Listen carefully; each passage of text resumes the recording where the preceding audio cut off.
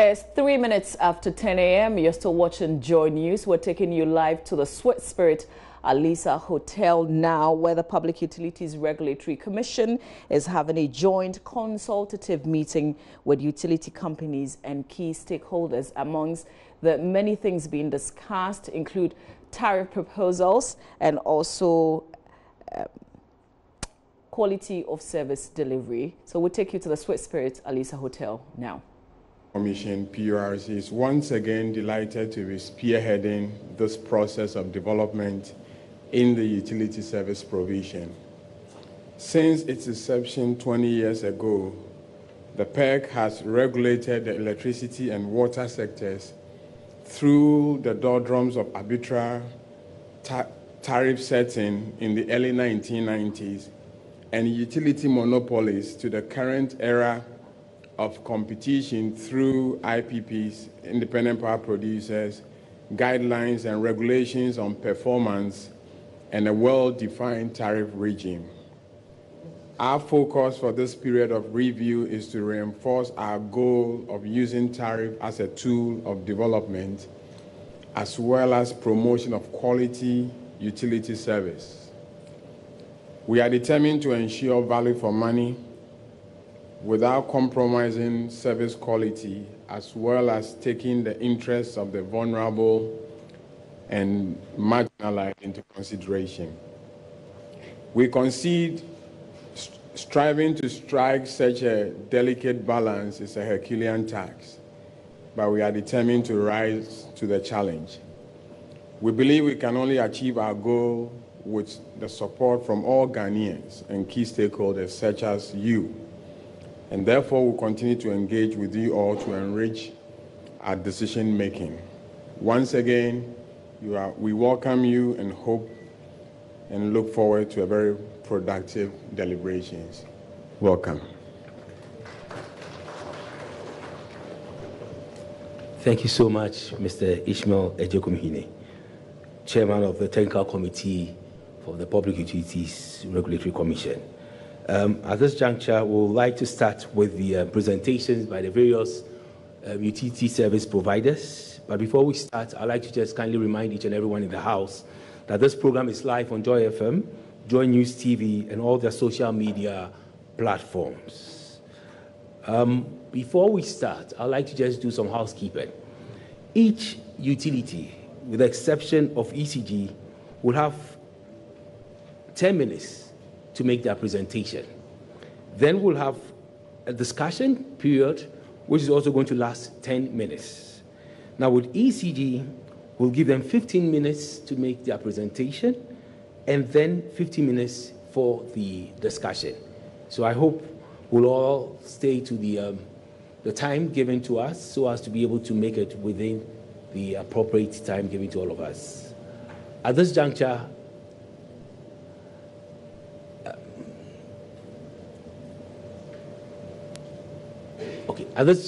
we would like to call on NEDCO to come and make the first presentation. NEDCO, thank you. Shall we please welcome him?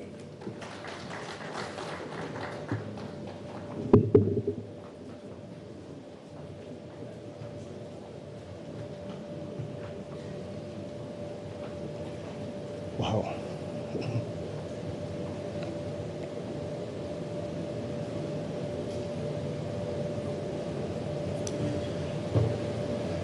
Mr. Chairman, Commissioners of PURC, Honorable Members of Parliament, colleague utility providers, the media, and all stakeholders, good morning. I am Engineer Dan Ladi. I'm here to make the presentation on behalf of the Managing Director of NEDCO, Engineer Frank Akligo, who is seated there with our Director of Finance and Head of Legal. Well, it looks like we have quite a short time. What I'll seek to do this morning is to zero down on what it costs us to run our operations, and that we want to call the distribution service charge that we are requesting for. So throughout the presentation, I'll be narrowing down to what does it cost NEDCO to carry out its operations. And that is what we're requesting for as our distribution service charge. The presentation outline. There will be an introduction.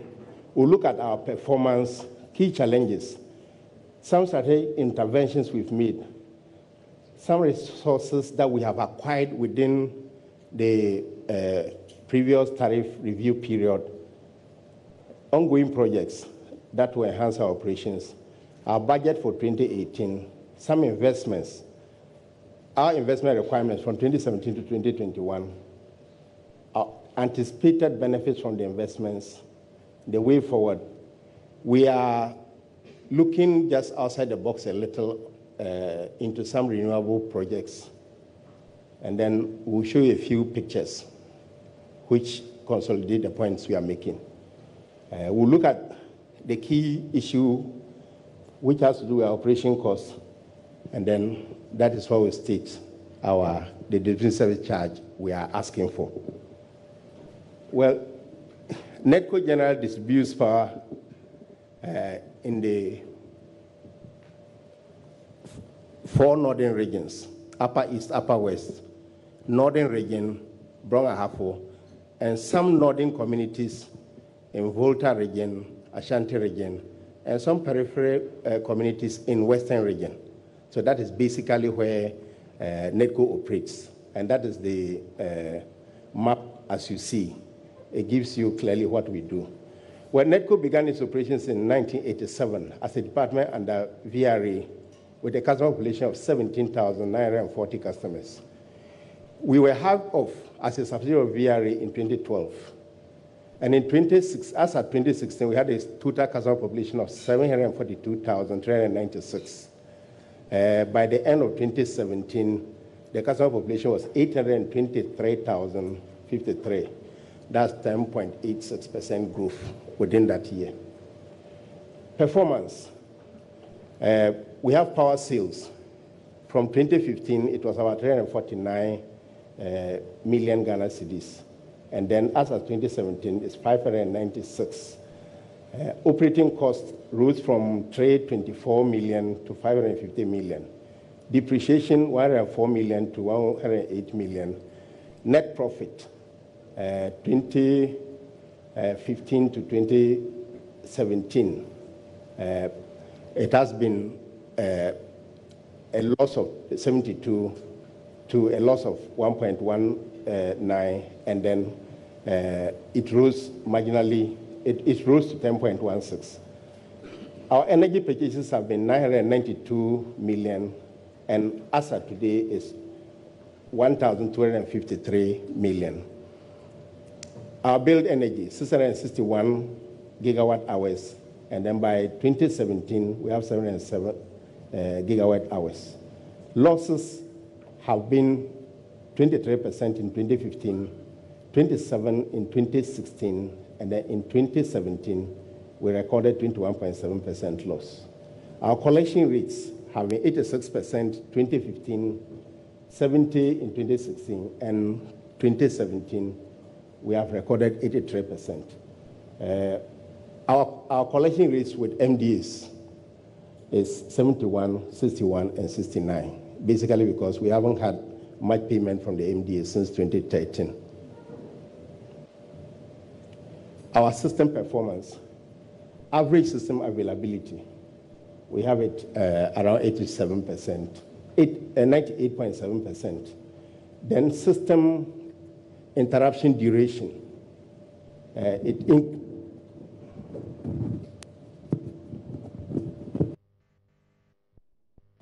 how long does our system go off? System interruption duration. It decreased from 278.9 hours to a current level of 116 hours. Interruption frequency, how many times does it go off? We have it from 161 interruptions to 132 per customer of the system per year.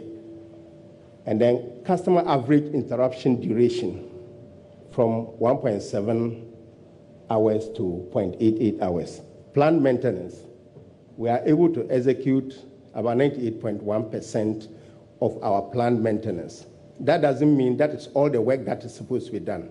Because of financial constraints, we plan according to what our resources can do. And when we plan that, we're able to do up to about 98% of that. The rest that we don't plan for, because of lack of resources, we don't do them. Our key challenges, the distribution service charge has not been adequate to give us enough resources. Inadequate commercial customers, our SLT customers, other commercial customers, we have a very large population of residential customers, in fact, specifically lifeline customers. A large operational area with low customer density results in high operational costs. You saw that we were almost everywhere in Ghana except those places that are adjoining the sea. And we have to go everywhere. And the customer population is far, is so low. So you go very far, contact a few customers, you take very few, very small energy and then very small revenues. So that has been a major challenge. Inadequate revenue, so all this will result in inadequate revenues. Non-payment of MDA bills since 2013, and that has been a major constraint. Energy theft is a major issue for us. It's been there for all utilities. Our side has been a major challenge too. Because we don't have the resources, we don't have adequate energy meters. Our billing system that we are using as at now has been there for about 12 years now. We've just upgraded it this year. We are hoping to go in for a new billing system. Our service centers, we actually have just 2 standard service centers out of about 67 service centers, and we are planning to ensure that we get standard service centers in all the stations. We are unable to collect monies from all communities because in some places the customers are a little, they are quite hostile. So it's a major challenge we are dealing with. We have a high level of commercial losses, which is about 13.1%. This is the customer profile I was just referring to. You see 81% of residential customers, and then that 81% of residential customers is consuming about 62% of energy, and then the revenue from them is about 45%. Meanwhile, the non-residential customers, you have 18% as the customer population, and they are contributing a revenue of about 47%. And then if you come to the SLT customers, we have about 0.01%, and they alone are giving us 7.78%. So if we had the SLTs being up there, then we wouldn't have any trouble at all. Technical challenges. Our network, obviously, because we cover the whole of the north, we have very long distribution lines. And then we have aged equipment. The low voltage networks are also quite long because of the sparse nature of the customer distribution. Due to low revenues, we have inadequate space for operation and maintenance. Our distribution losses are quite high. That's about 10.6% compared to industrial average. In terms of human resource, we have inadequate institutional capacity. Quite a lot of our people are quite old, who came from ECG time, and those who we picked from VRA as at the time we were establishing NED are getting out of the system, and we need to build additional capacity to ensure that we sustain the system. We have inadequate office space. I've mentioned that already, and as at now, even a head office we do not have. We are in a NORIP office building. We have inadequate IT support. We are currently trying to see how we can, we are carrying out a complete IT project that will ensure that we come up to industry speed. We are putting in some interventions that will ensure that we continue to operate the system and supply power to customers as required. The performance I indicated, we need to ensure that we sustain them or improve on them. So we are replacing some obsolete equipment all over the place. In Navrongo, Navrongo and Boko, we are replacing some substation equipment. We are procuring some standby generators.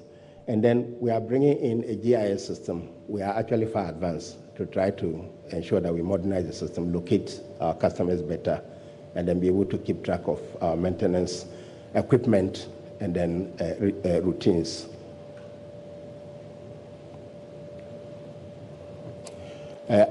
As I mentioned, because the place is vast, though the customer density, the customers around a particular stations are not that much. Because of the distances, we need to create additional service centers to get closer to the customers.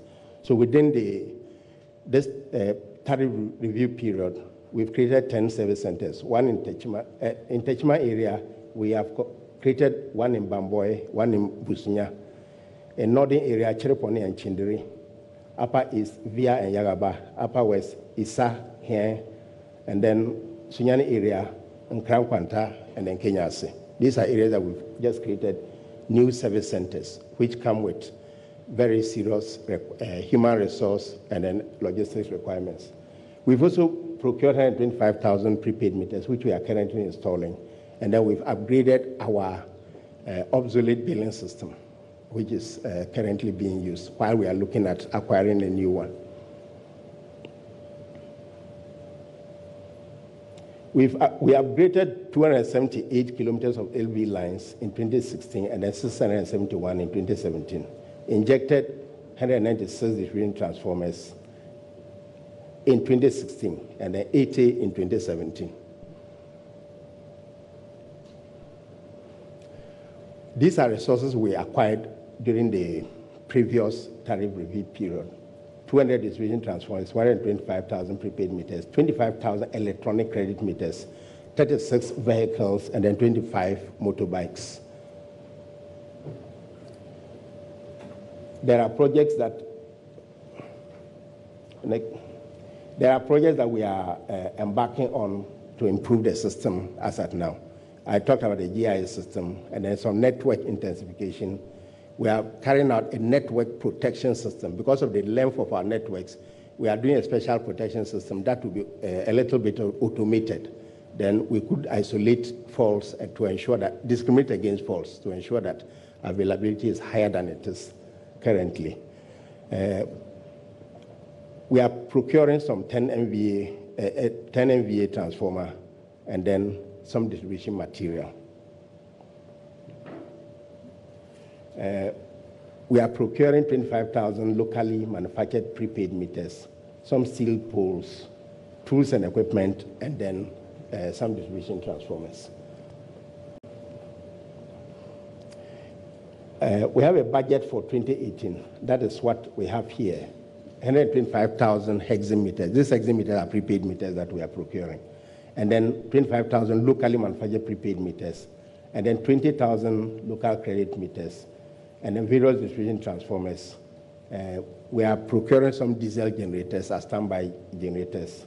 And then 1,000 steel tubular poles. The steel tubular poles, we are shifting mostly to that because of the bushfires and then the devastation is caused in recent years.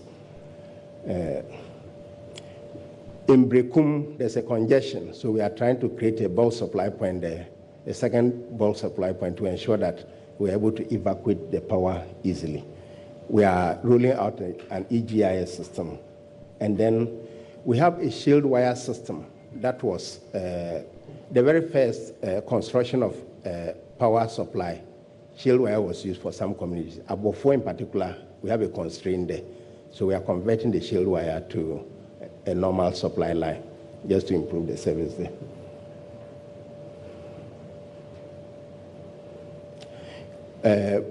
We have problems with the use of fuses. So we are trying to go onto the use of breakers. So we are doing a pilot after which we hope to roll out full usage of MCCBs within our system.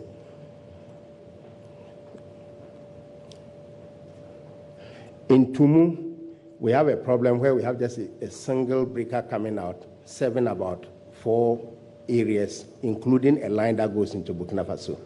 And that there is a challenge. Anytime you have an outage, a problem, any of the lines, the whole system goes out. So we are trying to provide a switching station there, which is a very critical thing that we are looking at.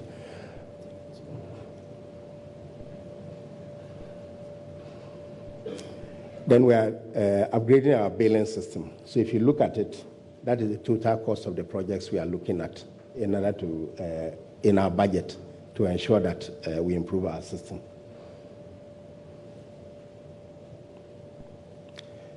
We came up with an investment requirement from 2017 to 2021.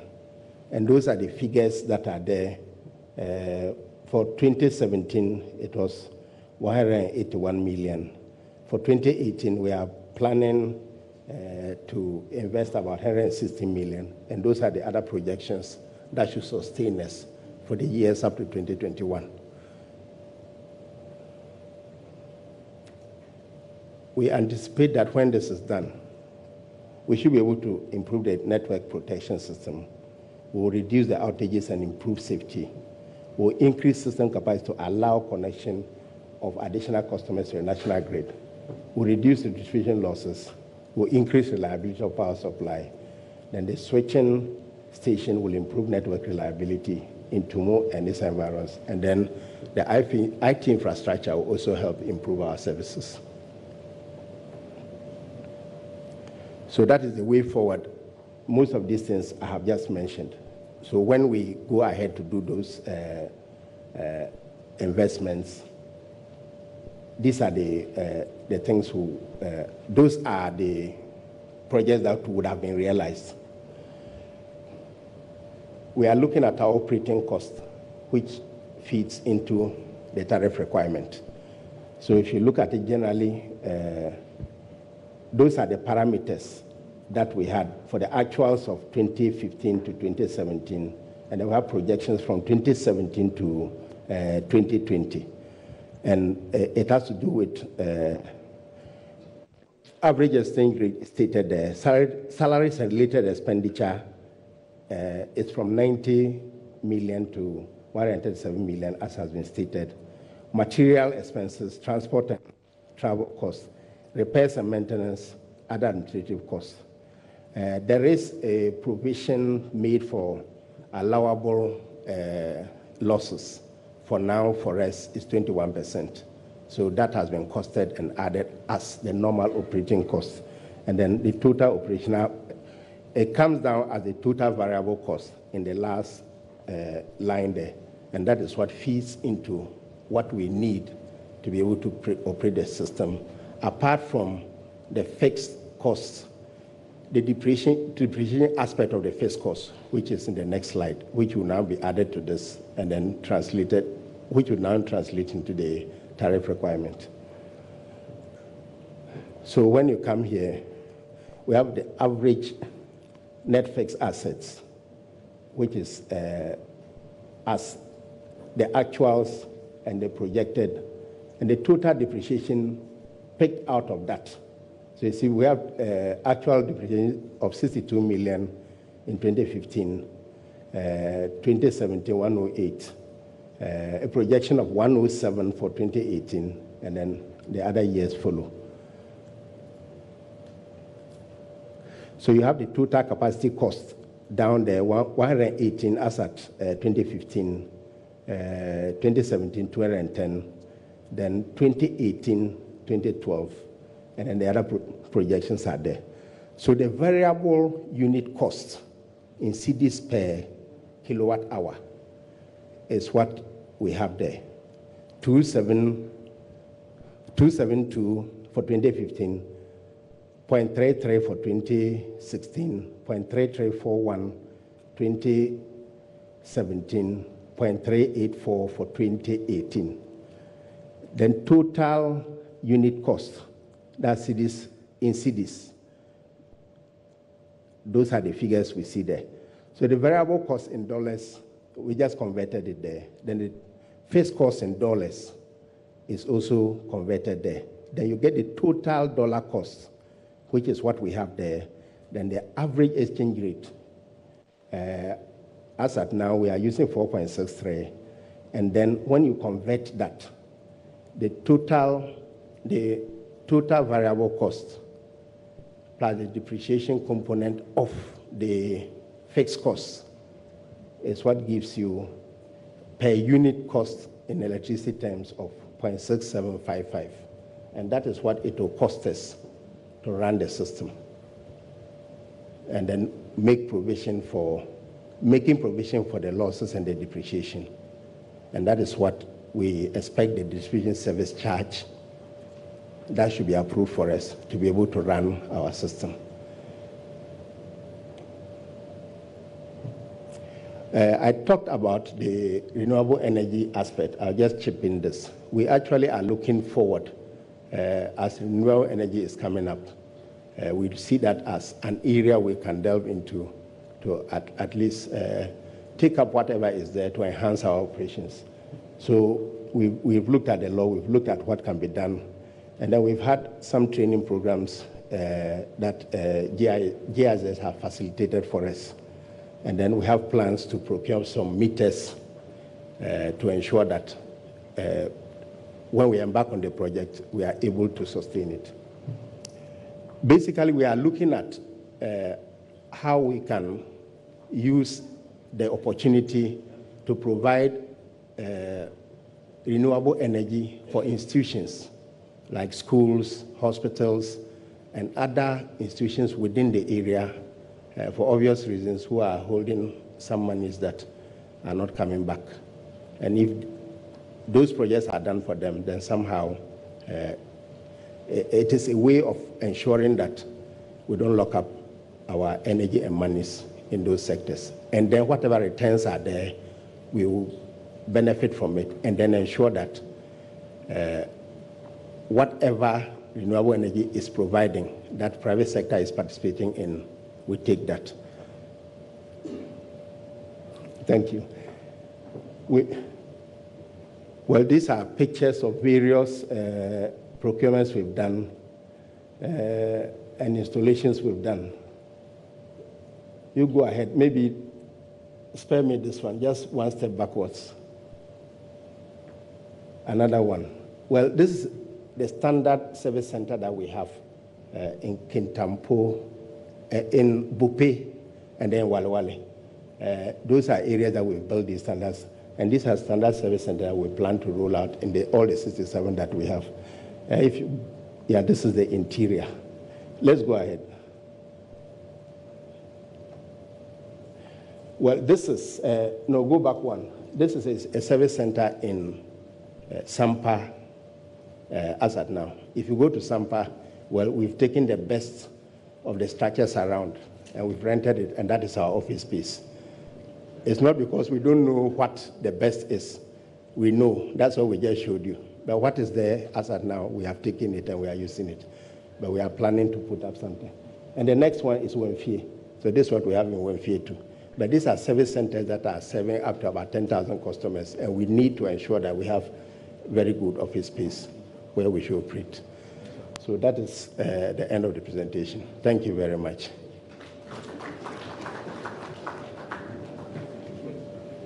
Thank you very much, Nedco, for your wonderful presentation. At this juncture, I'd like to open the floor for a Q&A or discussion, and we have 20 minutes to do that. So I'd like to catch the first 5 hands up so that we could start with the Q&A period. But before we go on, I'd just like to make note that this program is live on Joy FM, live on Joy News TV, and all their social media platforms. You could also have an interactive session with us on Twitter handle at PURC_Ghana, Facebook page at with the address PURC Ghana, and the WhatsApp number that you could send WhatsApp questions to is +233 558 082 547. I'll take it again. +233 558 082 547. Thank you very much for your attention. So if there are any questions or clarifications that anyone needs to have in the session, kindly show by hands, and then we'll just give you the floor to make your submission. Thank you. Yeah, I can see your hand. So I'll take the first 5 questions, and then we'll have the NEDCO rep to come and answer the questions. Please, can someone hand over a mic to him for us to start the deliberations? Thank you. Okay, please, when you start, mention your name and the institution you are representing. I'll kindly ask you to please mention your name and the institution you're representing. Yes, please. Yeah. Good morning. My name is Leonard Shankwati. I work for ISODEC. Okay. I want to thank the presenter for the very detailed presentation. I didn't have enough time, but there was one screenshot that I saw something very interesting. It didn't stay on for long. I hope we'll be able to have copies of the presentation after this session so that we can do some further interrogation of what was presented. But then I saw a very huge difference between your emolument costs and then what was actually going into operations. I would want to ask from the presenter if he can tell us what account for that. And also, since we are making a case for possible review, the reviews are always up. I hope it comes down this time. I thought maybe the presentation could also have focused a little bit on results. We saw a lot of pictures about new machineries and inputs, but then what have they resulted in? It would have been it would have been interesting for us to have some information on that. So that's my. Thank you very much for the question. Any other? I'll take the first 5, and then I'll ask the NEDCO rep to answer the questions. The next question, please. Can I see a hand? Yes, a hand there, please. Please mention your name and the institution you're representing. Thank you very much. Good morning to you all. My name is Prosper Ahmed Amokwando from the Energy Commission. Thank you. I want to laud NEDCO, at least for taking the lead of bringing renewables energy to the MDAs instead of waiting for it to be brought to them. Now, my question is, what payment arrangement have they thought about in their engagement with the MDAs? Is it going to be like pay as you go, on pay as you go basis? Is it going to be upfront procurement by the MDAs? What payment arrangements have they made for that? And with what they are doing with the MDAs, will they be doing net metering? Thank you very much. Okay. Can I have a third question, please?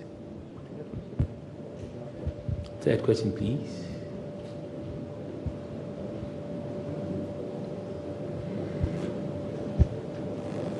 Okay. Yes, please. Please mention your name and the institution you're representing. My name is Kenneth Ashigbe. I work with the Telecom Chamber. I see that there's a slight decrease in total losses, but in terms of your investment, I don't see an aggressive policy in there to try and reduce both the technical losses and the commercial losses. What are you doing into the future to make sure that you can bring those losses significantly down? Though I agree that because of the geographical area that you cover, there are difficulties in there, but that's why engineers exist, to come up with solutions to problems like that. Thank you.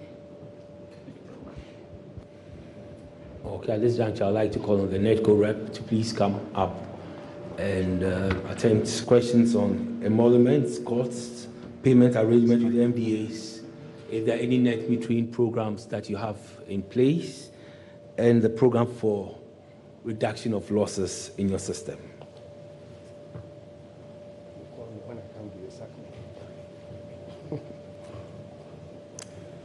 Thank you very much. For the first question, we actually have our tariff public website. So if you go to the NEDCO website, if you type NEDCO anywhere, it's the only NEDCO pop up, and that you should find the presentation and then the detailed tariff proposal with the justifications in there. Total emoluments versus total cost versus emoluments. If you look at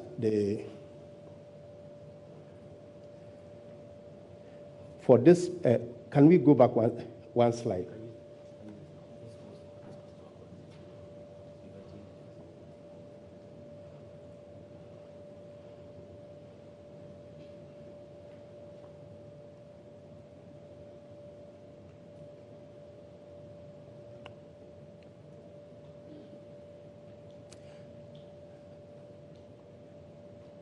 What I really wanted to indicate is we plan to invest in the system, and then you realize that we had 180 million that we're planning to invest for 2017. In actual fact, the total investment in 2017 is 79 million. Instead of 181 million, it was only 79 million because we didn't have the resources to do that. But you need to pay salaries and other emoluments. There's nothing you can do about that. So you would have seen if we had had the commensurate investments, then you would have had a very huge total expenditure, out of which the proportion of salaries and related expenditure would have been relatively smaller. But it's because we do not have the sufficient funds to do the required investments. You have to leave out some of the things that you plan to do. Then at the end of the day, you see the emoluments looking proportionately high comparatively. But it's not because they are high. It's because we don't have the resources to invest the way we want to invest. The performance. If you looked at the aspect that are indicated, system interruptions.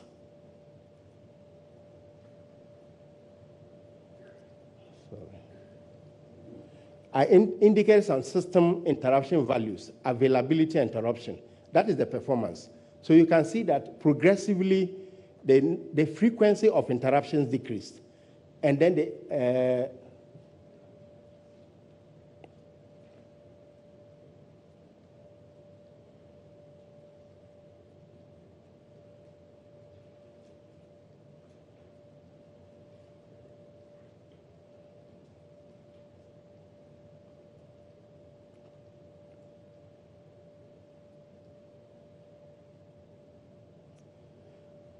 So we are talking about system availability. So for 98% of the time, our system is available to customers. That is from the substations, our distribution lines that go out to the various places. For the 98% of the time, it is available. And you can see that there is an increase from 96 to 98. If you are increasing from 60 to 80, it's quite easy. But if you get to a place like 96, to go to 96.7 before you go to 97 to 98, it needs quite a lot of effort. So that is where the improvement has come. And if you look at the interruption durations, how long that the interruptions stay before you restore, from 278 hours to 116 hours in 3 years, that is quite an achievement. So that is what the investment actually has done. And if you look at the frequency, how many times do we have the interruptions? From 161 interruptions per year to 132 0.4 interruptions per year is quite significant. And then for each customer, how many hours does he have the outage on the average? And that one gives us from 1.7 hours to 0.88 hours. That is what the investment has done. So the investment this is it. And as I said, the losses are marginal because we haven't had adequate investments. So if I plan to spend 181 million and I'm only able to spend 79 million, then obviously I won't be able to get what I want. So if I'm requesting for 0.675 cedis per unit of electricity, that is what I need to ensure that I'm able to make the adequate investments and ensure the losses come down and the performance improves. So that is the aspect. So whatever Madam gives me will reflect in what the customers get. The renewables, we actually are looking at various scenarios. We are looking at going into it. There is the option of, okay, out. We may build, operate, and own. Build, own, and operate. Mami. Or you want me to? We'll go ahead. Okay. This is Dr. Eric Dunyina. He's in charge of our renewables desk in NEDCO. Well, when the head is there, you don't put the hat on the knee. So let me allow him to take up the renewable aspect, and then we continue. Thank you very much. Thank you.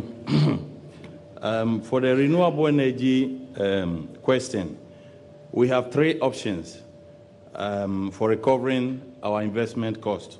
The first is build, own, and operate. The second is build, operate, and transfer.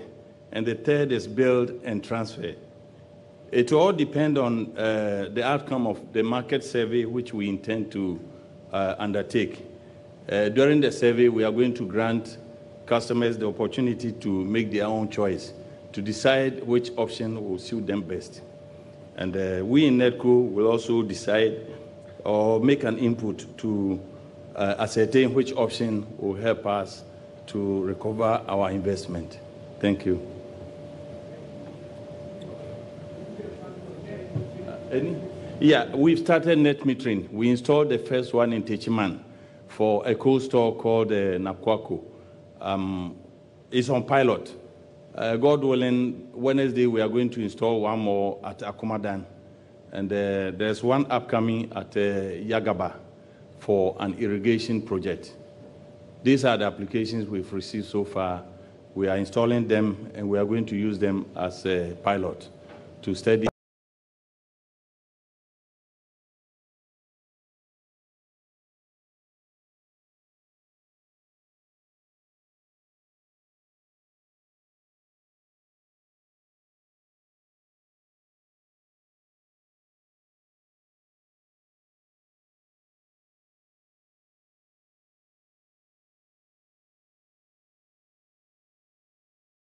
You are representing. Thank you. Thank you very much. My name is Kennedy Achakuma from the TUC. I want to commend NEDCO for venturing into support renewable energy. And I think that is the way we should be thinking and moving. But the important question we always ask is, how does the utilities performance affect the tariff at the end of the day? So you can see the inefficiencies as identified from both technical, financial, and even human. And you see that this is what is always passed on to the final consumer. I was wondering the kind of things that we have seen over there. What kind of strategies are they put in place? If you have hostile communities and then you cannot collect your revenue, and you think that the loss in revenue, this can be passed on to the final consumer, is this fair? Then there are also issues of inadequate human resources. When we have human resources in this country that can easily be employed to augment what they have. I think that I want to know how they are addressing the inefficiencies, because at the end of the day, that is what is always adding to the cost, as we have seen on the board. How are you addressing the inefficiencies, particularly with regards to your hostile communities? What plans do you have in place so that you can get these revenues and make sure that the cost to the final consumer is reduced. Thank you. Thank you very much. Okay, the next question, please. Yeah, thank you very much. I'm Joseph Isando, the Energy Commission. This is regarding the renewables.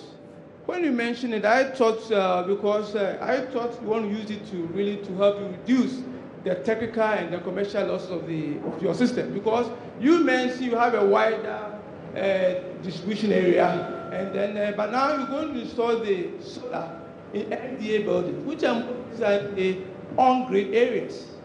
So I thought you're going to use the solar as for off-grid areas where you don't need to do further long line extension and all that. So maybe, because now also now we have systems, the smart meters, when you have them in off-grid areas, you may not need to drive your SUVs and go there. You just have what we call sensors, and then if the person don't pay, like you mentioned, pay as you go. You don't pay, just switch it off. So I think if they look at that area, employing the renewables in the the remote areas, that will help reduce the current losses and also the commercial losses, so that your life is not at risk, like you mentioned. Thank you. Thank you very much. The third question, please. Please. There was one here, and then the last one. Yeah. Honorable Minister.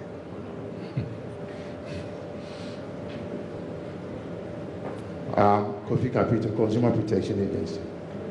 I am delighted that you're doing all these intensive innovations and all these to improve your services. But in our jurisdictions, when you do this intensive infusion of better equipment and everything, your last statement you made was you were expecting that Madam will give you an increase. But rather, I would think with all these innovations, yes, it can be the fact that because you have invested, you might ask for more money, or because you have invested, it has made your work more efficient and more effective, that there's no need for an increase. In this part of the world, we don't talk about that. We talk about going up. But I know other jurisdictions that it's just like a vehicle that has a catalytic conversion and all those things makes cost of fuel more efficient. But I didn't hear that. And then the second question is, when you were doing your losses and stuff, when you mentioned from, is it 66 to 96 to 98 and 97, 98.3 and 98.67, you said at that point it didn't really, there was not, because you're already picked to do the reduction or being able to reduce it. But when I look down in terms of the other number 2, number 3, number 4, if you look at the improvement that you've done in terms of the cost or the inefficiencies, I think it's very, very high. So if you can explain why you were happy at number 1, but 2 and 3, you were trying to justify it. Thank you. Thank you so much, Kofi Kapito. Please, the last question goes to the Honorable. Please, yeah, in front of me.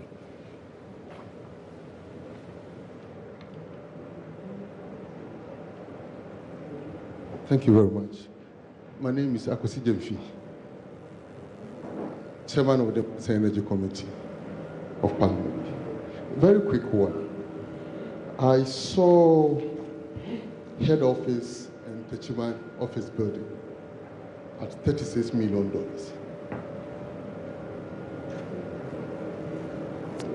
Whereas I believe we need to be housed properly for efficient delivery. Even though we haven't seen what edifice you want to put up there.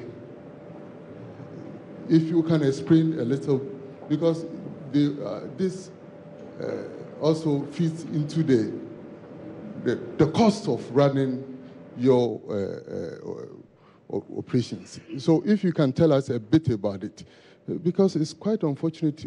Recently, you are seeing most institutions want to build nice offices, but the cost at which they want to put those offices are quite worrying. So if you can just give a little light, I mean, you give some explanation to that. And there's one of your challenges the uneconomical service charge. I just want to find out your proposed cost per unit, which you are seeking approval from PURC. Is that the economic tariff that you think it can help you to deliver efficiently? Thank you. Thank you so much, Honorable. Before NEDCO comes up, there's another question on the WhatsApp number I gave to you coming from a concerned consumer. He's asking this question: is NEDCO looking aggressively at minute grid for the renewables? So I'll call on NEDCO right now to please come and answer the following questions. Is NEDCO looking aggressively at the minute grid for the renewables? So please, NEDCO, can you come up to answer questions on the inadequacy of HR, how you're addressing the inefficiency in the hostile environment, the off-grid areas, using smart metering, improvement on efficiency, your technical office costing $36 million. Please come and answer these questions. Thank you. Yeah, on the RA issue, in rolling out renewable energy technologies in our operational area, we have 5 stages or 5 phases. The first phase is what we have mentioned in this presentation, and that involves installing rooftop for the regional hospitals in Sunyane, Tamale, Bolga, and Wa. The second phase involves district hospitals and all other medical or health institutions within our area. Then we come to academic institutions, followed by mini-grid in communities which have sizable inhabitants. Because if you have only about 2 or 3 houses, you cannot have a mini-grid there. You need between 10 and 20 houses where you can install mini-grid. But where we have very sparsely populated communities, the option is standalone systems, which we plan to do for them. And in all, we are going to use the outcome of our market survey to decide which option will be most suitable for the various customers we have. Thank you.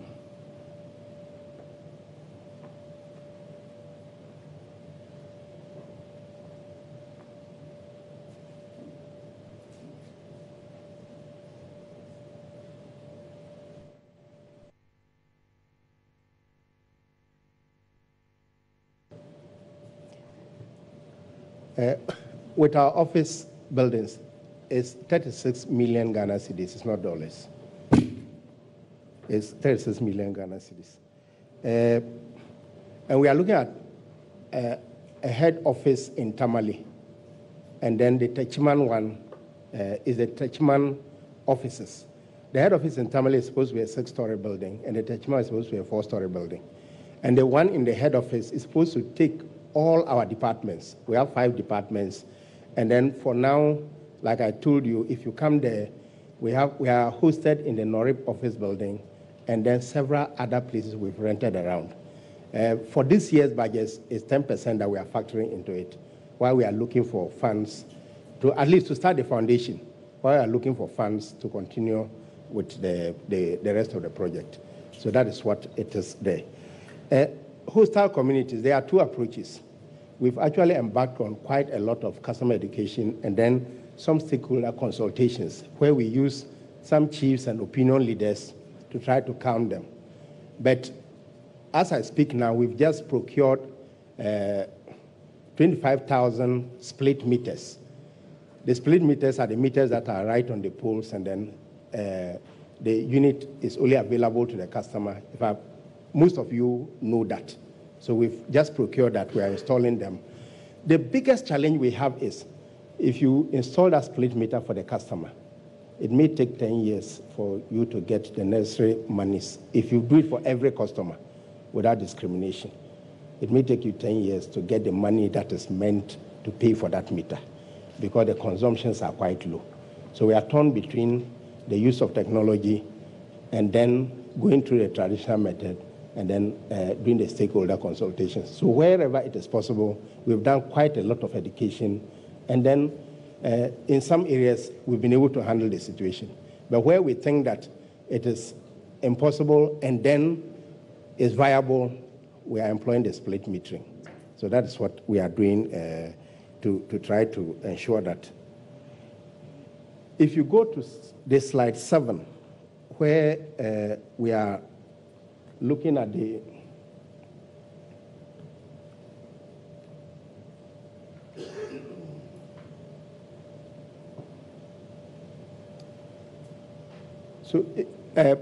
what I was, the point I was trying to make here is that you make a lot of investments and then you get some improvements.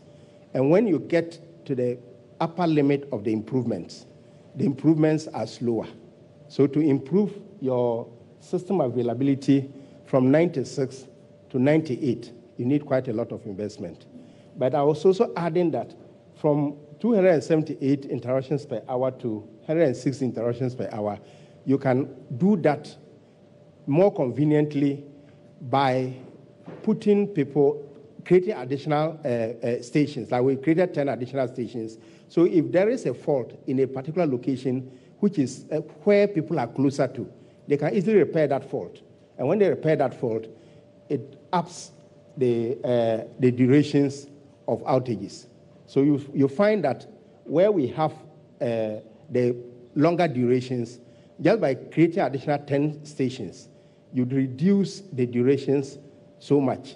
Because instead of opening a breaker somewhere and allowing a whole lot of customers to be off, somebody rushes there, restores it, and then the whole feeder is on. The feeder will be on, but many more customers will be out because you've opened at a further point. But when you create just by 10, you add 10 additional service points. It doesn't improve system availability, but it improves how many customers are out for how long, because somebody has repaired the fault immediately. So you see that coming up. So the investments are coming, the improvements come, and that is what we've measured, and that's what we are just showing. That is exactly what I tried to portray. And I am adding that when we budgeted for 181 million last year, we spent only 79 million. So the plans are there, the investment programs are there, but we are not able to execute all of them. What I stated there as the money that was required to push us, I'm just simply saying that in terms of our operations, this is the amount we need per unit of electricity that we distribute to our customers to be able to provide the optimal service that is required. It could come from tariffs. It could come from any other source. But if we need to provide the service the way it is, then this is what we need. And if you look at the customer segregation that I showed, if you have 89% of your customers giving you 47% of your revenue, so the difference there, what do you do about it? So if there are interventions to provide the necessary resources to let us get the equivalent of that, to ensure that that revenue comes in, they will be able to provide the service. And then we believe that with time, the customer, the strength of the customer should be able to support us to get the necessary income to run the place. But for now, we only have to show that this is how much we need to be able to run the system. And that's what we've just portrayed. Thank you very much. Thank you very much, Nedco, for your excellent presentation. Next to come is ECG. And I'd like to just review the housekeeping details I gave. ECG, you have 25 minutes for your presentation, and you're going to have 25 minutes for discussion. With the others, that's Ghana Water Company Limited, Enclave Power Company, and Gridco, you'll have 20 minutes each for your presentation and 20 minutes each for your discussions period. Now, before ECG comes, I'd like to just make mention that this program is live on Joy FM, Joy News TV, and all their social media platforms. We have an interactive session as well with our Twitter handle at PURC_Ghana, Facebook address PURC Ghana, and the WhatsApp number is +233 558 082 547. Thank you very much. ECG, your turn.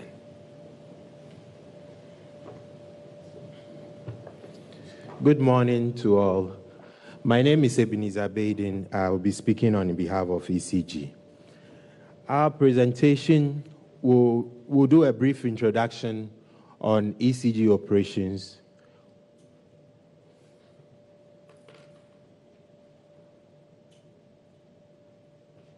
Okay, on ECG operations, corporate performance, completed projects 2015 to 2017. That's what we've been able to do so far. And then ongoing works, or what we intend doing for the next 3 to 4 years. We'll also look at the expected impact of such interventions on our operations, and then make a case for tariff adjustments. Also take you through the details of our tariff proposal, and then conclude. So ECG's mandate is to provide power in southern parts of Ghana. As you can see on the screen, we are in the southern Ghana. So if you hear that, oh, Brongahafo is down, it's not ECG. We only concentrating our efforts in southern parts of Ghana. So that is what you see in the shot. We have a customer population of about 3.7 million customers, covering 6 political regions, and an operational coverage area of about 20.8 million. In fact, ECG controls about 73% of total consumption in the country, though our operational area cannot be compared to NEDCO. So I'll briefly talk about our business model, our environment we work. We have the government of Ghana, represented by the Ministry of Finance. We have the Ministry of Energy, which is our supervisory ministry. We have a board and management, employees, some identifiable bodies in the company, pool power queens, the ladies of ECG. Our regulators are there that monitor our operations. There's also State Enterprises Commission, which we sign annual contracts. Our customer population, largely SLT or special load tariff customers, and then non-special load tariff customers. So the special load tariff customers are industrial customers, low voltage, medium voltage, high voltage customers. And then the non-SLT customers, we have the residentials, and then the non-residential customers. We have suppliers in recent times, independent power producers, VRA being the state generator, the biggest of all in terms of production. But now the impact switching, and then Gridco being the transmission company, they transport power in bulk. They are here to make their proposal, so you hear from Gridco as well. Our competitors, we have Enclave Power Company, VRA in some sense are competing with ECG for large customers. There's private generators like the Gensa and the likes. We have creditors, some funding agencies, the banks. We work with almost all the banks in this country. Traditional authorities, communities, and the media. Now, our main inputs are bulk power. We purchase power in bulk and then distribute it. We process the power, sell it, or package it in a way that consumers or our customers will be able to use. We have human resources, finance, materials and transport equipment, land, buildings, ICT infrastructure. And now ICT is becoming the main one driving our operations in recent times. Then our business processes, customer services, new service connection, meter reading, billing and processes. We also have design and construction, network designs. There's a technical function, operation and maintenance, some communication, internal and external stakeholders, and then staff development. Then our output is electrical energy, which customers will be able to utilize in their homes, in their businesses, network assets that we are supposed to maintain, monitor, revenues that we are supposed to collect, and share amongst stakeholders or our suppliers, and then utilize our portion. Then human capital to work with. In fact, this is also represented in another form. It's the same slide, but to say our functions, our operations, key activities, customer service, revenue protection, and all that. These are activities ECG does on a day-to-day basis. Now, on corporate performance, the data will come after this, but you will see that purchases and sales are all growing steadily. Let's say it's growing steadily.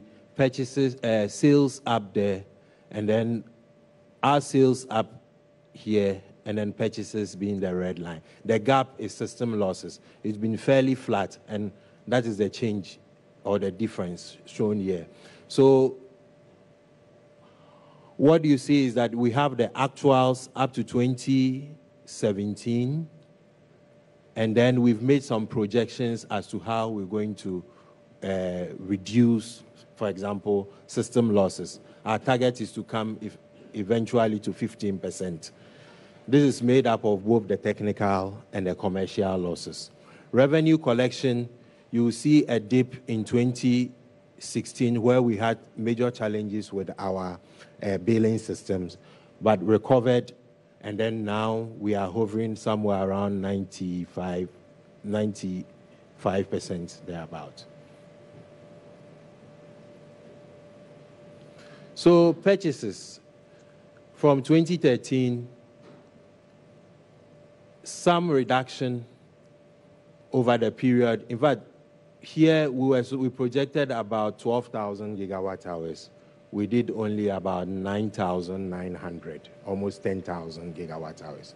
This tells you that consumption hasn't been growing as it used to be. We'll discuss them. There are issues in there. What is happening is that recent technologies are trying to move some consumption into, let's say, renewable energy, standalone, customer-owned self-generation, and all that.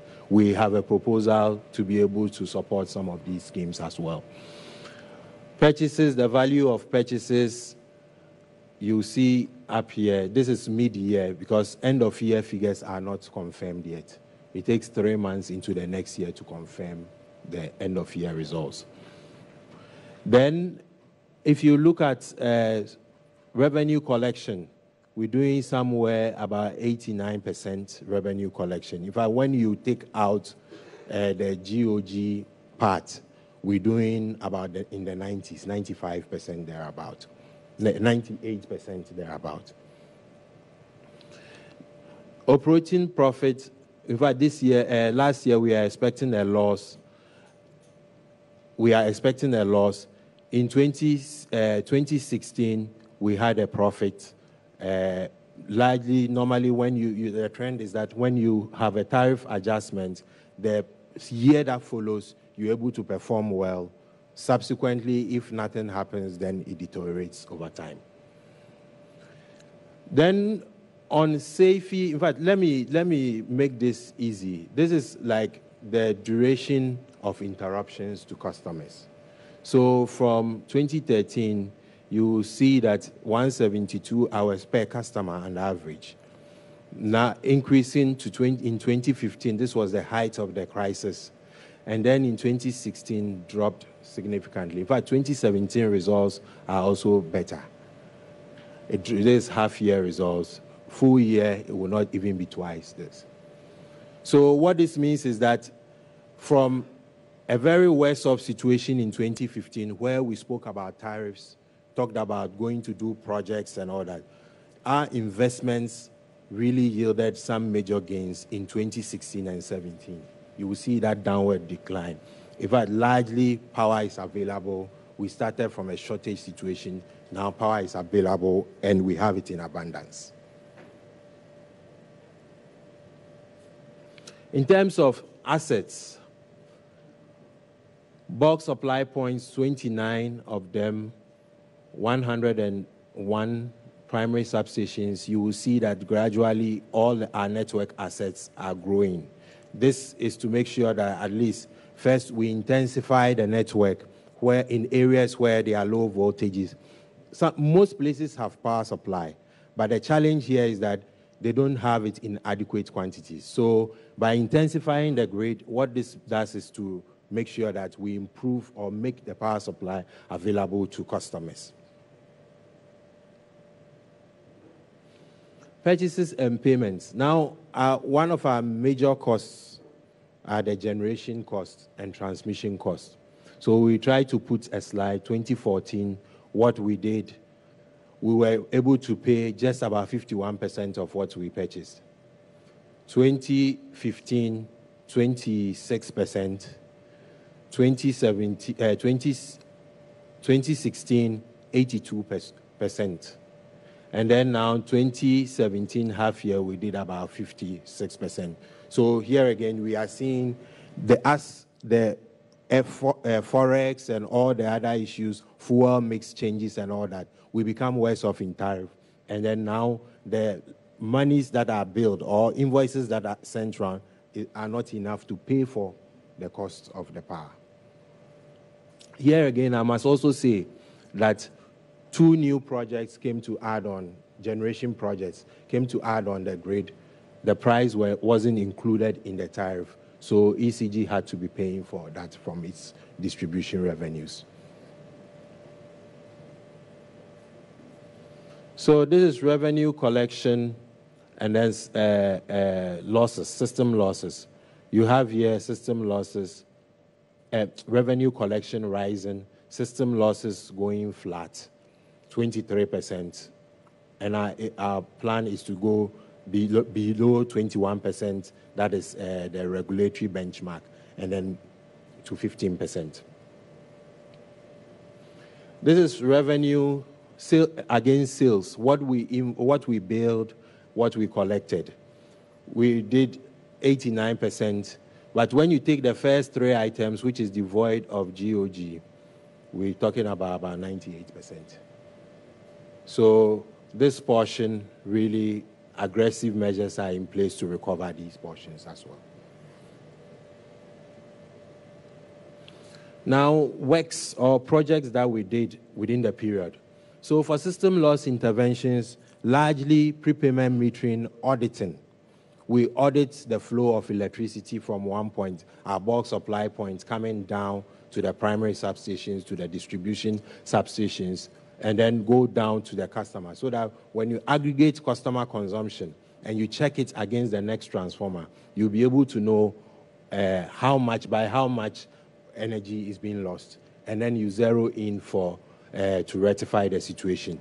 If it's a customer that is illegally tapping power, we arrest such customer, prosecute, and then rebill accordingly. Substation metering, so I've mentioned, so they are metering at various levels down to the customer's end. Distribution, high voltage distribution, what we do is that at first you put about a 500 kVA transformer there, serving about 2,000 customers. So now trying to do the audit becomes a challenge. So now you reduce the size of a transformer, maybe 20 kVA transformer. Few customers are connected to it, and you're able to do the audit very well. So this high voltage distribution system has worked very well for us in fact, we did a pilot in Medina and then Swami in Kumasi. And now we are deploying it to new communities and even existing areas. But it's highly, very capital intensive. Then shunt capacitor compensation. What we do is to introduce shunt capacitor banks at our stations and on the lines to improve technical losses. So this is done, and BRIDCO will sometimes see the impact in its network. Then capacity expansion works. In some areas, we realize that you put on the light in the evening, and if it's beyond 6 p.m., your light doesn't come on. Those who are early enough to go and put it on first, they get the power. Now, what we did was to make sure that we properly interconnect the substations, put new substations in where we can now serve customers, new and existing customers. Stringing lines, each substation we try to offload it from 2 different points, so we have a lot of redundancies on the network. Then SCADA to improve communications on our operations. So when a line goes down, you can sit in the office and troubleshoot, reconnect it. If there's a challenge, then you go on site to go and fix it. So these are automation schemes that have been put on the network. Then live line work. Live line work is to ensure that you don't switch off the power before you work. So we've trained our employees, spent about $10 million, trained our employees. Today we have a modern laboratory at our training school where we test our own equipment on an annual basis. And then we deploy these groups to go on site and fix those lines energized. You don't put them off before. So they jump on it. There are special attires to do that. We have customer service centers put in place. In fact, just last year, third quarter, we did about 12. We commissioned about 12 of them. Then some of surveillance systems, monitoring our employee attitudes, how employees deal with customers, front-end employees, also monitoring our assets remotely. We are doing all this, we've put all this in place, but haven't covered the whole country, our operational areas. So we need to now expand to all these areas. We have a performance management system in place also to manage some of these issues. Now, our aim is to improve customer care to our service delivery to our customers. So all these things are being done.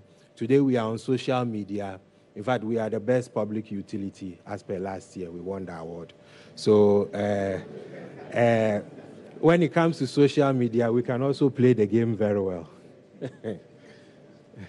So this is the Gimpa substation we put in place. It's fully operational. This is at Aboso Dam Mine, the new substation with the switch yard. Shiashi we put in place as primary substation in Accra. Then some lines to interconnect them, we fixed all these within the period. Generally, supply has been fairly stable if you compare the previous period to now. And we need to now consolidate that and make it even better. So these are some of the projects that have been done, some preventive maintenance works.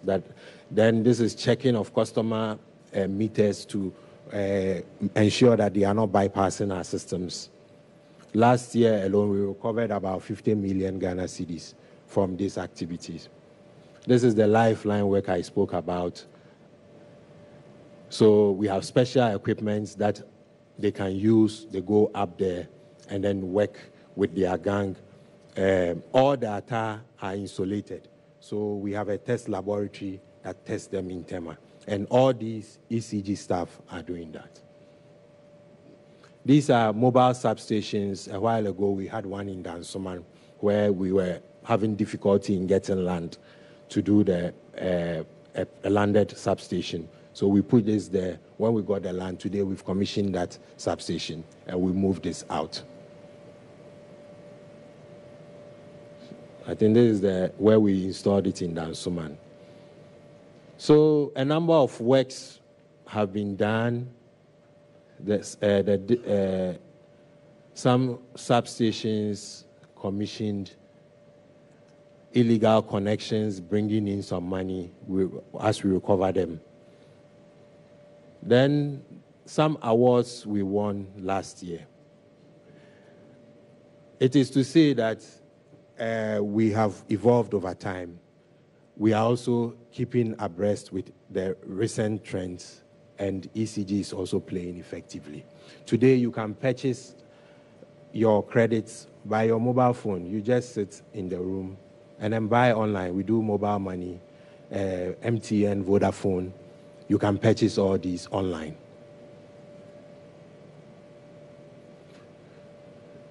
So As I mentioned, the networks have been stable, but we intend to resolve more of the customer challenges because we've not gone through all of them.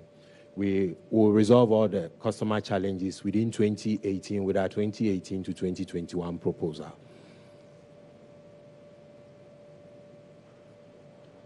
And the expected results will be to achieve the regulatory benchmarks, at least ensure that minimum we achieve the regulatory benchmarks. Our next steps, we've spoken about bringing services closer to the doorstep of our customers, strengthen our patrol teams to be able to address faults, challenges on the grid, expand our 24-hour service delivery such that credits, you can get them when your lines are down, weekends, in the evening, you get people to come in and fix them on time.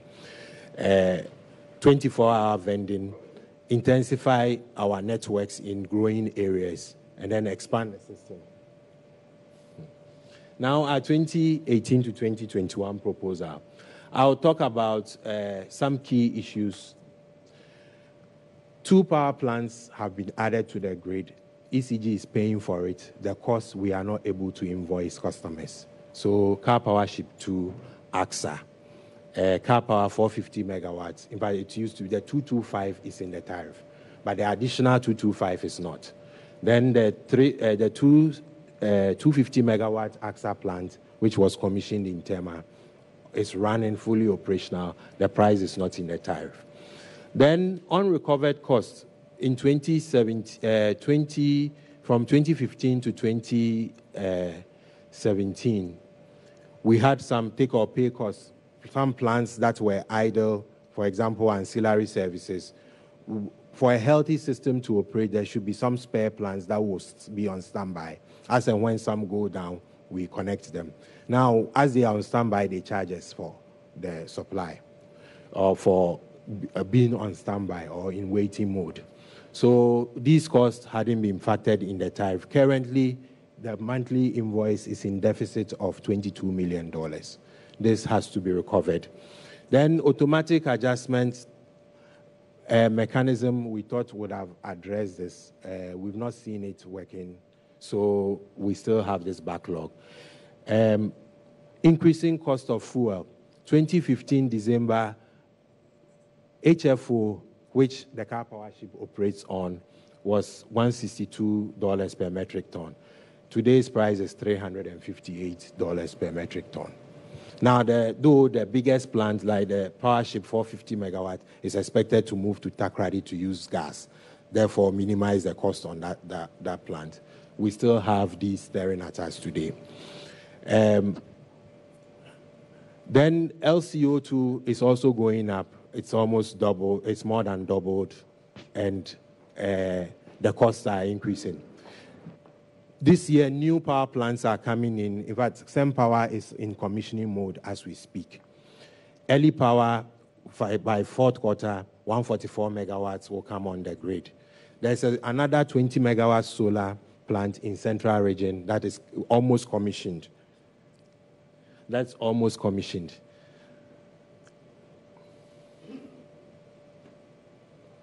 Then exchange rates being an issue, increasing cost of distribution materials. Then the need to ensure that some of the gains we have made, we sustain it and improve on it within even the distribution grid. Because what we did was to be on, whilst the crisis was there, ECG was improving the networks. So as and when power came on, now we're able to get it to consumers. Now, there's no point if power comes in generation and transmission, and then the lines are not there to distribute it. So ECG is making a strong case to enforce the distribution grid. Now, we're also talking about structural reform. A while ago, there was a question on renewable energy and all that. What it is that you can't do net metering effectively if tariffs are not unbundled. Every part of the world, the distribution grid is a sunk cost. And they must be there as and when even your solar you have in your home goes down. The distribution lines must be there to serve you. So a bank will be there, you put money in, as and when you need it, you draw it back.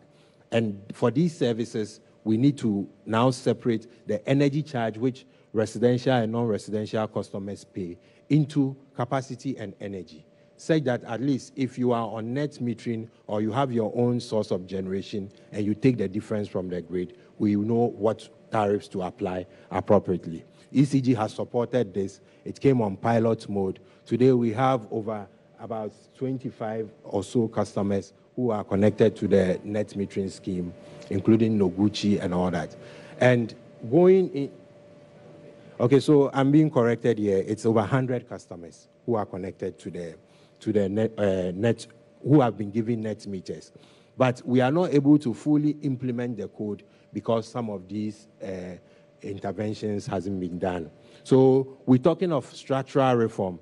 The need to cover take-or-pay costs, plants that are in idle mode, that are waiting to come on when the system goes down. The need to also split the distribution charges, such that a customer can identify a power producer and say, I'm going to take power from this source. Now, I want to use ECG's lines. So ECG is talking about wheeling charges. We have now unbundled the distribution service charge into 33 kV, 11 kV, and low voltage wheeling charges, so that customers can now enjoy or begin to switch and do whatever, or look for their own source of supply. Now, the private sector participation is also to bring in a private operator. Now, there should be charges for this operator. Now, if that is not separated from the word go, it also creates challenges in its implementation. So there isn't enough time, but what we see here is 2016, on generation costs, we made a little gain of about 231 million. Then 2017, a deficit of 837. The net is about 606. So outstanding generation costs that haven't been paid for. Then the 2015 tariff assumptions. We have spoken about exchange rate. We've spoken about these plants were plants that were allocated to ECG, 4 plants from VRA. We ended up taking 5 because Ameri was included, so we were paying for the full cost. Then other power producers, 8 assumed in the tariff. We ended up paying 9 in 2016, and then 2017, 11 plants. Take-or-pay costs amounting to so much, we haven't been able to recover. Forex losses are here, all in Ghana cedis. So that amounts to the 831. Now, what this slide is showing is that generation costs, 2018, we are envisaging paying about $1.4 billion in generation cost. In we've mapped for 2021. Gridco will talk about their tariff, so we wouldn't talk about Gridco. So this is the ECG tariff proposal in summary. We have the distribution costs. The 2017 is actual. We're making a huge negative return on our assets. But what we are saying is that we want to move from that negative to a positive return at least. In terms of CAPEX, we have engineering and network expansion projects, civil works, ICT, customer service, capacity building. Then all the other, so in fact, effectively our proposal is here. 22 pesos is today, the tariff is 22 pesos. We're talking about 36 pesos for distribution. And then it stays around that number for the next 4 years. This is cost of service we are talking about. Then we have unbundled it into the various voltages. Now, I think I've mentioned all these, the wheeling charges, to talk about net metering, allow for customer self-generation, also cost of service pricing. We realize that some customer groups are paying way above the cost of service. There's need for some tariff cleaning. So those customer groups, 600 plus residential, 600 plus non-residential, they are paying way too high, and we're saying that those must be addressed in this. So some realignment of tariffs we are proposing as well. Then we also mindful of the GOG budget and then some plans from GOG. reduction in fuel prices. Now, these are things that are going to substantially reduce generation costs. So we hear the price of gas has been reduced by $3. Now, what this means is that all plants in the western region or in the west, once they use this gas, the generation costs may drop by close to about 30%, 25, 30%. This has a huge implication or reduction in transmission and distribution. So our proposal is dependent on some of these numbers. The Car Power ship 450 megawatts to move to Takoradi to use gas, natural gas. This also will bring a major reduction in the cost of generation on that. So I think I will end here. Thank you very much. Thank you so much.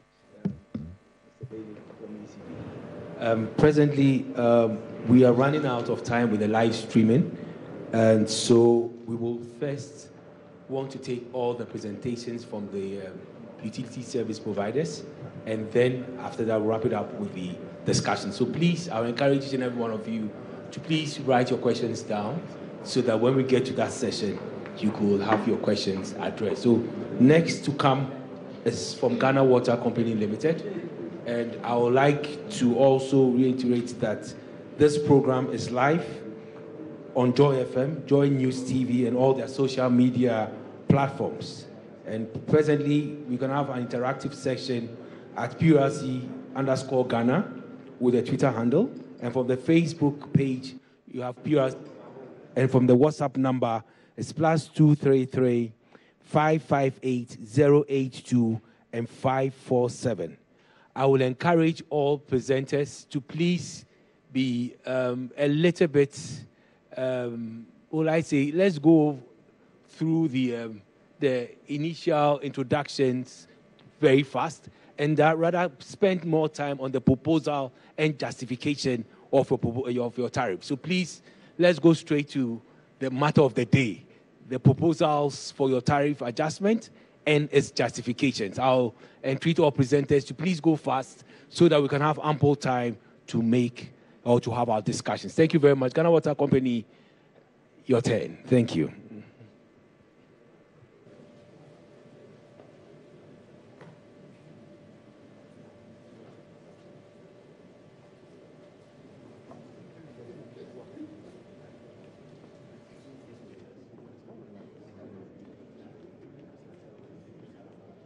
Ladies and gentlemen, my name is Sifas Ugwa, and I'll be presenting on behalf of my MD, who is Engineer Brima, who is seated somewhere in the middle of the pack.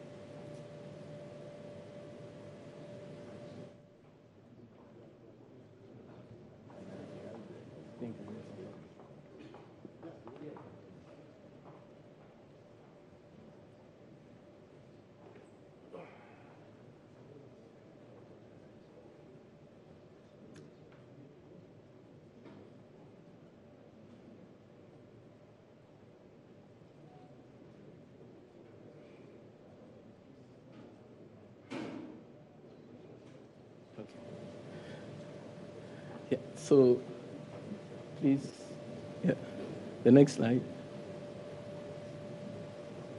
You can move.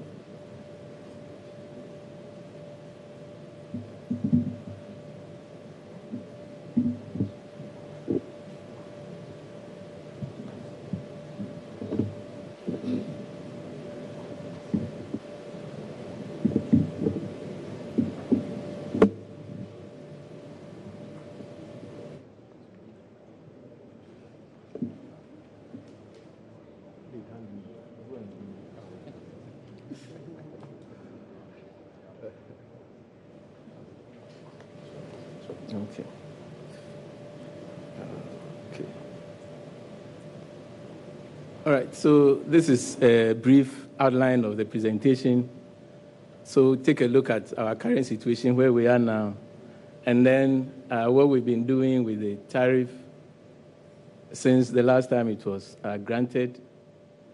And then why we want to have it reviewed again, what we've been doing internally to improve on our efficiencies, what the revenue requirement is, and then what the expected impact should be on consumers.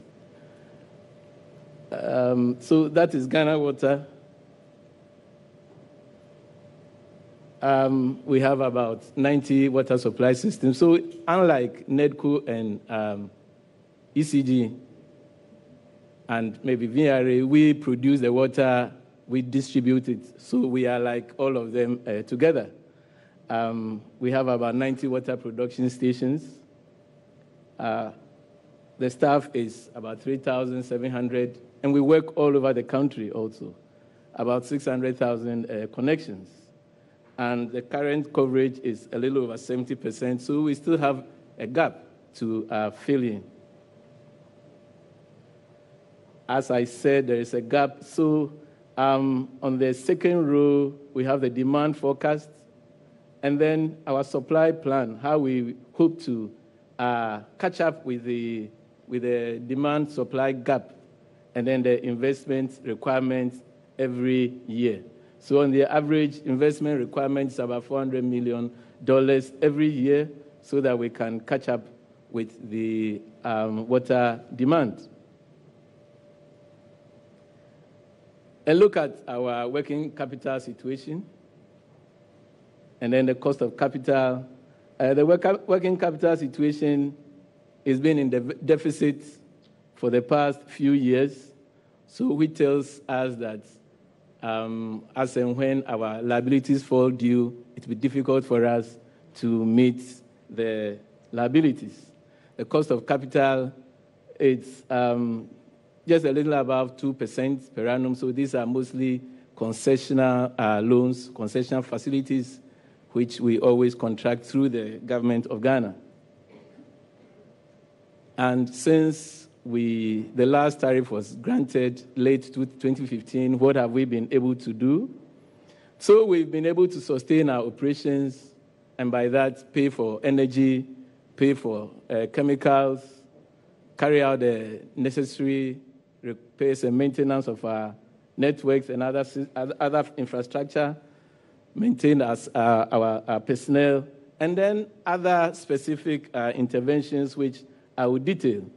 So, for instance, we've been able to carry out some network extensions countrywide in Accra, Kumasi, Takoradi, all over the country. So some minor extensions for each year.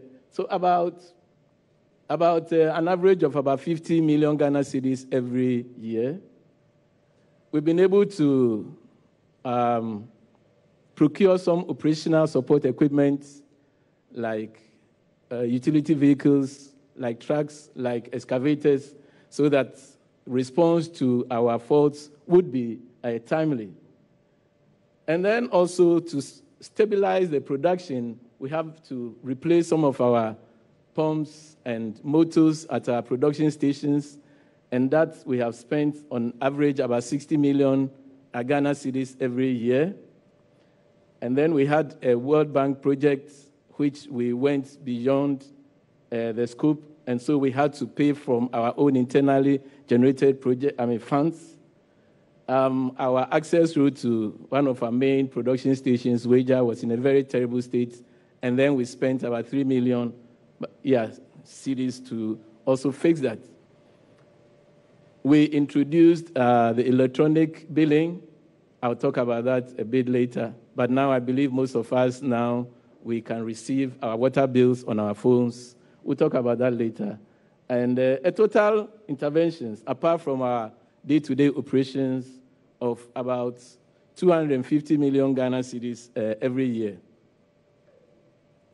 And then also we've completed capacity expansion projects within that period of about 430 million Ghana cedis, and the details are here. The Wa Water Supply Project is being commissioned. And then Kwewu Ridge, Konongo, and Kumewu at Afram also has been completed. And then a minor one at Sawam rehabilitation has also been done. The urban water project was also done. And then the Cape Coast water supply project, which is basically a distribution or transmission extension from Sechoheman to improve on the reliability of supply to Cape Coast, has also been completed, totaling 430 million Ghana cedis. Electronic billing, as I mentioned, basically is a cloud-based billing system, so everything is hosted in the cloud. And then a number of mobile applications. We have the meter reading mobile application. So this one, the meter reader now is the one who uses this one. So he takes the meter reading, and then the readings can be sent directly to the cloud. The bills are computed, and then the bill is sent to the customer. The manager also in the office would be able to, as it were, monitor the movements of the meter reader to see which meters have not been read. So we are able to track the movements of our meter readers from even the offices. And then we also are introducing the point-of-sale applications. And then we also have developed some customer mobile applications so the customer can have an interaction with Ghana Water Company. If you have a complaint, maybe you observe some leakage or something, you can immediately send the location and everything to us, and then it will quicken our response. Electronic payment has also been done, so we can have digital payments, so through mobile money, mobile banking applications, online payments is also possible, other electronic payments has been facilitated. Still on the mobile, still on the electronic billing. So, 5 minutes, wow, okay. I have only 5 minutes, so I have to be rushing. But I believe I've spoken about the electronic billing, so I'll skip this one, and the benefits is bringing us the rationale for the request. Currency depreciation since the last time it was granted, so in real times, the value is going down, and most of our inputs are we have to import the chemicals, the pumps, and things like that. We need to still maintain our infrastructure. Energy used to be just about 20-25% of our costs, but now it's almost about 40%. So we believe, or we hope that if energy should come down, definitely our tariff is also going to come down. Pollution of our raw water sources. Galamsey, sand winning is going on now. Galamsey is also going on. I'll just show you quickly this graph. So this is a graph of turbidity. Turbidity is just how dirty the water is, how muddy it is. And over the years, from 2016, you could see that it's been rising until 2016. And then 2017, with the intervention by government, by the media, by all of us, it's come down. But if we take only 2016, from January, we're up there. And then in the middle of the year, May, June, July, August, September, it really came down, it stabilized. But in the last 2 months, we seem to be losing the battle. So we need to sustain it. And the effects on Galamsey, or the increased turbidity, you'd see alum dosage. Alum dosage is just increasing compared to what it should be. So over the years, alum dosage, this is just one of our stations, Atosino, which is on the brim. So over the years, you can just see that alum dosage is going up.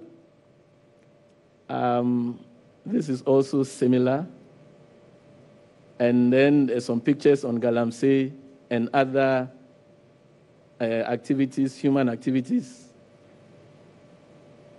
Daboase intake. Daboase serves Takrady, and there we sometimes have the intake even silted up, and then we have to either desilt, or it becomes very difficult to get water to abstract.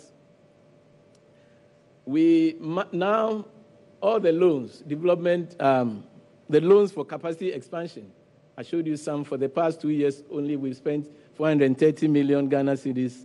These monies have to be on lent, or have been on lent to Ghana Water Company. We've taken them on our books, and we have to repay. And so far, we have, government of Ghana has on lent about 1 billion Ghana cedis to us, and we are expected to pay from the tariff. We also want to improve on our customer service, improve on metering ratio, so increase our meters. We are procuring some smart meters so that bills would not be disputed. What are some of the other things we've been doing? I'll just talk about because of time. Maybe the first one, high impact performance improvement program. So here we have signed performance contract with our district managers, our regional managers, and it's enforceable. If you meet the targets, you are given a reward. If you fall below the targets, you attract a penalty. And that really has changed our work culture. But definitely there's still a lot of room for improvement. So when the tariff is granted, what should be the impact on customers?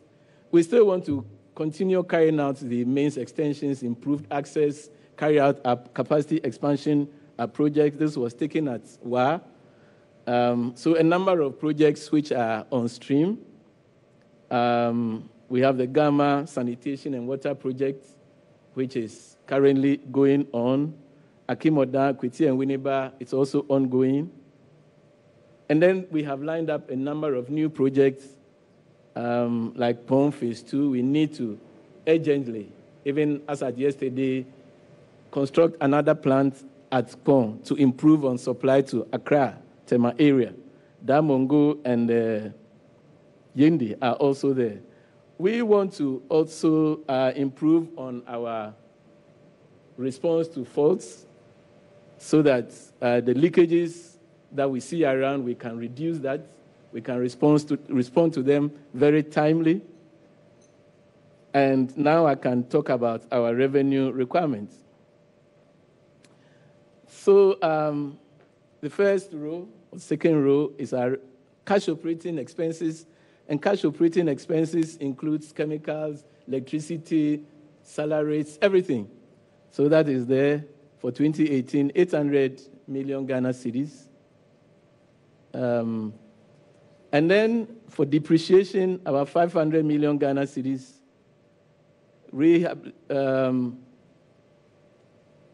Let me talk about the loan repayments of about 314 Ghana cedis.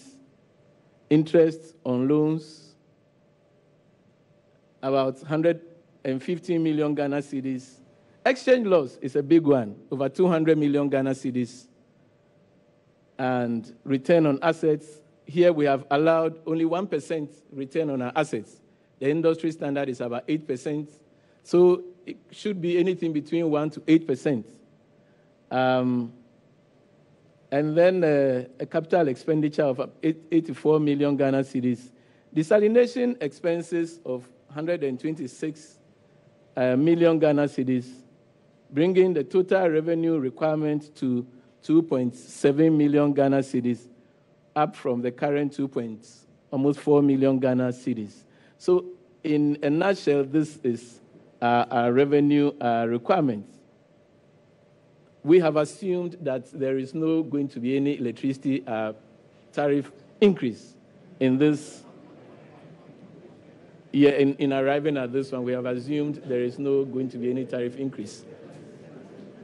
So if it should go up, or if it comes down, we would all be fortunate. So in conclusion, we want to state that we are on the path of reforming by ourselves, and we need the support and the cooperation and the goodwill of all of us here. And we are not there yet. We are still going on. And like somebody said, the road to success is always under construction. And we believe that not only are we capable, but we will definitely transform our situation and we want to thank you very much.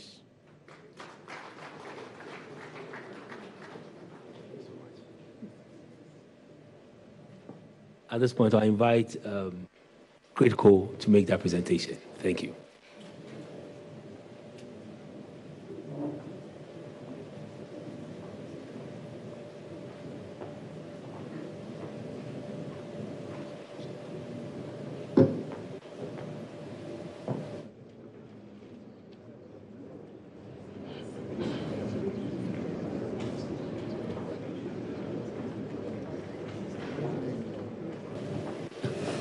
Good morning, ladies and gentlemen. My name is Kofi Oredu, and I'm here to present Gridco's proposal that we've submitted to the PURC.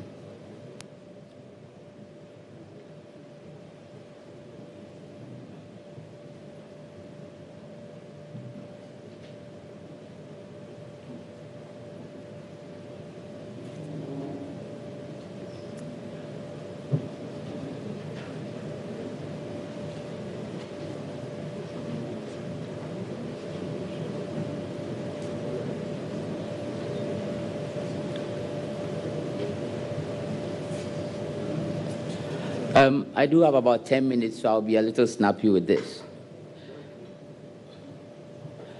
This is the outline of my presentation. We'll give a brief introduction about Gridco. We'll tell you what we've done, our performance since the last tariff increase, and some projections that we have used to develop this new proposal. Now, whilst presenting this, I would like all of us to bear in mind that Gridco, our role in this supply chain is to provide transmission capacity. We do not provide energy.